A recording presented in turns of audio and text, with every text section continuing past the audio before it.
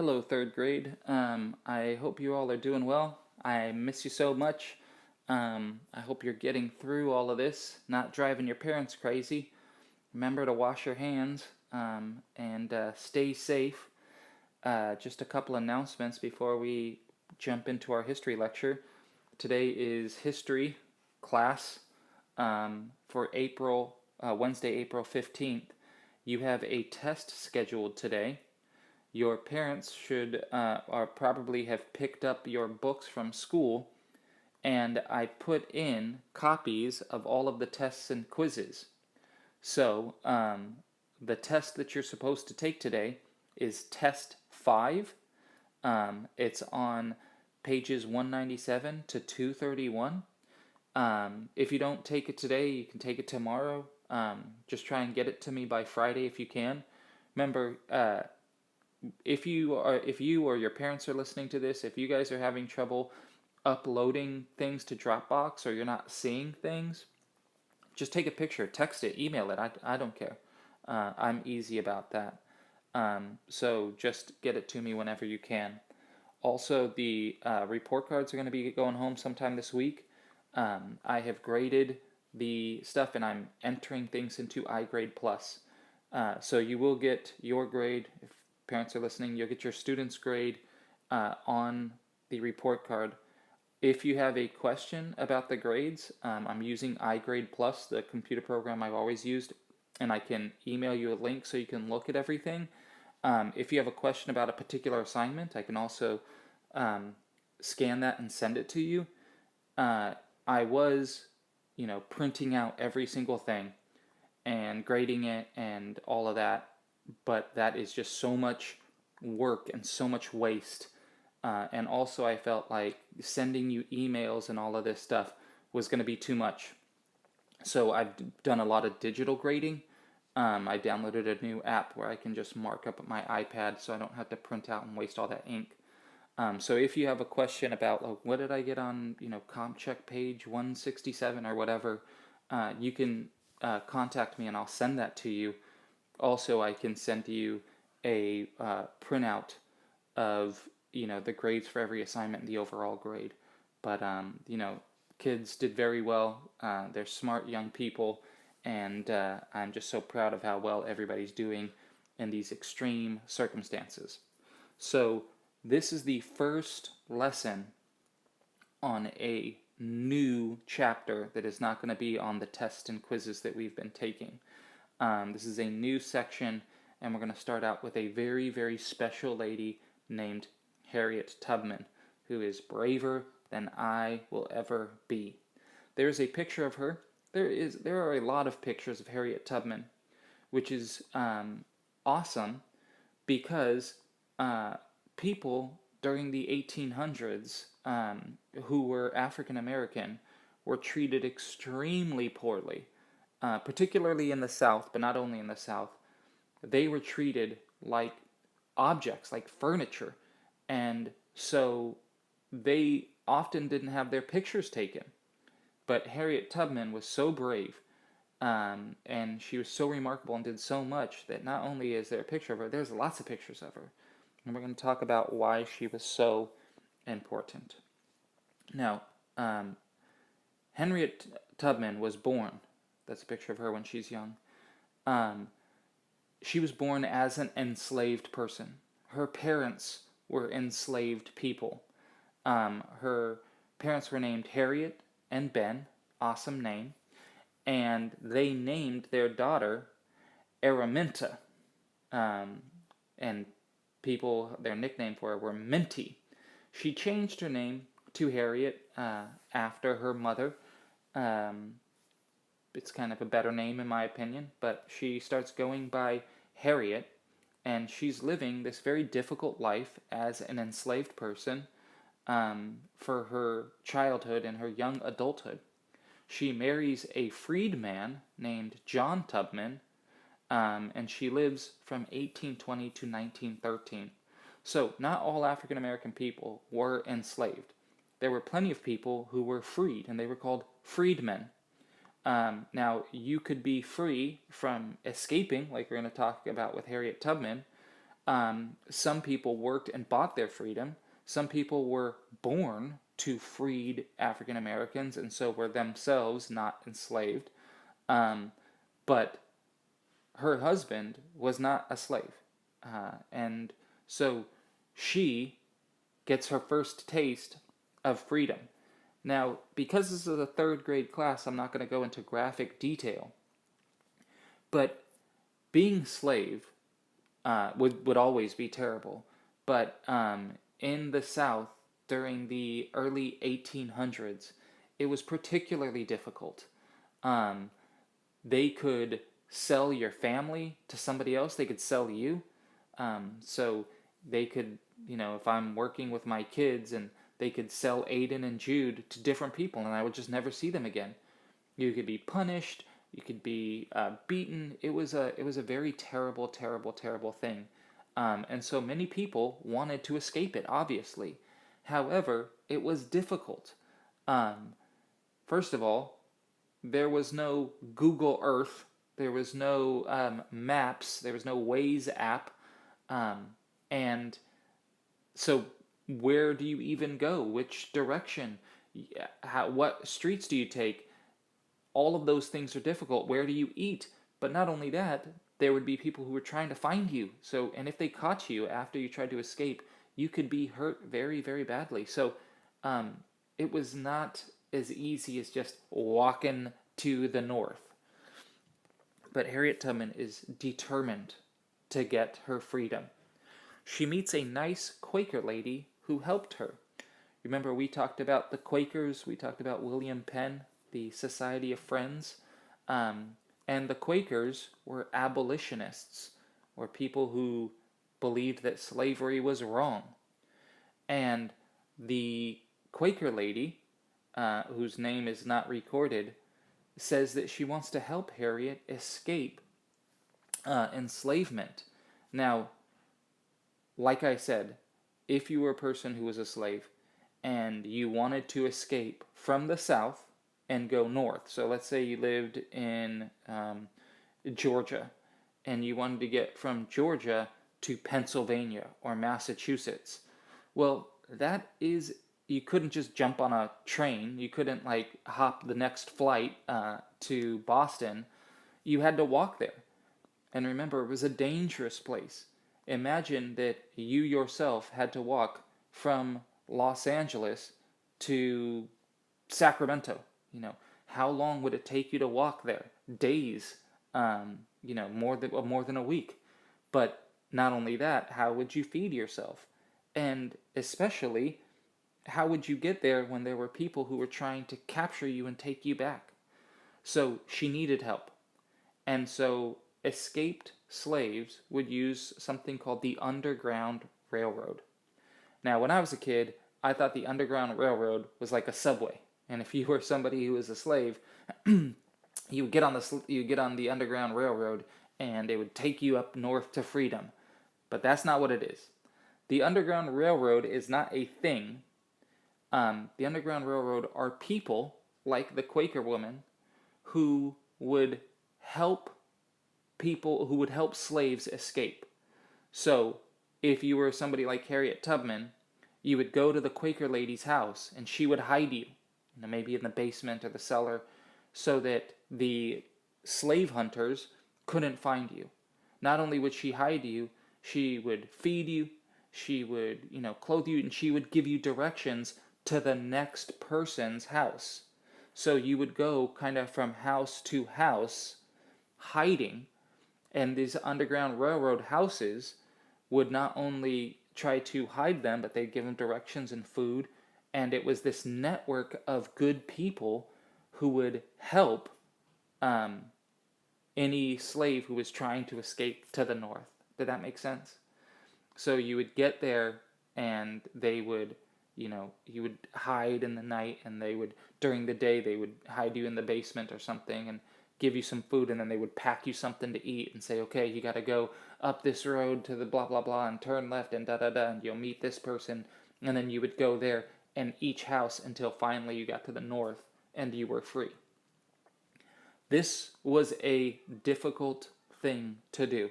It was dangerous, Um, it was scary. It was hard. Um, and Harriet Tubman did it. But the difference between Harriet Tubman and most other people is she escaped to the north. She was free. She had everything. She had passed this scary, scary, hard test. But instead of just thinking about herself, she started thinking about all the other people who were still held in bondage. And so she goes back. First, she gets her sister and her kids. Then she goes back and she gets her parents. And that must have been difficult. Her parents were kind of older. She goes back again and she goes back again. She makes 19 trips. And as she continues going back, she gets so famous that there are many people who are cheering for her and she's become a celebrity. But in the South, she becomes this target of hatred, and they put up wanted posters and they put out rewards. If you find this woman, we'll pay you, thousands of dollars. They wanted to catch her. But she was so brave and she was so smart that not only did she not get caught, she helped dozens of people get their freedom. And that is why they have made movies about her. That picture to your right, that is a movie that they just made last year about Harriet Tubman, and how brave she was and how kind of strong and smart she was. Now, you'll see that there is a bold word called conductor. A conductor was somebody who helped on the Underground Railroad. Now, because the Underground Railroad was secret, they would use secret terms because you have to use codes, right? If you're keeping a secret, you can't just like blab to everybody. So they would use code words like conductor, like railroad, like station, and these were code words for something else. And she was so successful at helping people get free from slavery that they called her the Moses of her people, meaning African Americans, because Moses helped the Israelites escape slavery in Egypt, and Harriet Tubman was helping African American people escape slavery in America. Now, if all she did was help enslaved people escape, that would be good enough. But Harriet Tubman does even more than that. The Civil War breaks out. Now, the Civil War, we're going to talk about more in the future chapters, is a war that America fought with itself. That's what Civil War means. In the Revolutionary War, America fought England. It was us versus them. But in the Civil War, it was us versus us.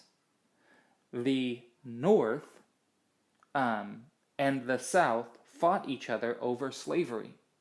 The South wanted to keep its slaves. And when Abraham Lincoln was elected, we're going to talk about this more later, they were afraid that he was going to free the enslaved black community. And so they rebelled and said, we don't want to be part of the Union. And the North said, well, you're going to be part of the Union. And they fought for 5 years.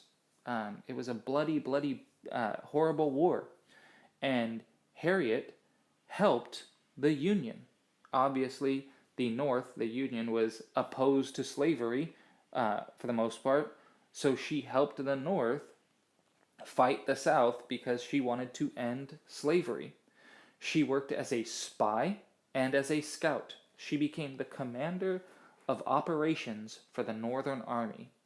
Now, what a spy does is a spy goes undercover and pretends to be somebody else and gathers information secretly. That's what a spy does, and she did that. And it's dangerous because if you're a spy and you're caught, you would often get the death penalty. But she was also a scout. And what a scout does is, if the army or troops or soldiers are going to march somewhere, they send scouts out first to look for enemy troops, to look for traps, to look for like the lay of the land, where the mountains and rivers are. And so she was a spy, she was a scout, she carried a gun, she was a tough, tough lady. So not only before the Civil War had she been brave and helping um, free people from slavery, but then when the Civil War kicks off, she helps actually in the fight to destroy slavery itself. In 1863, Abraham Lincoln signs the Emancipation Proclamation.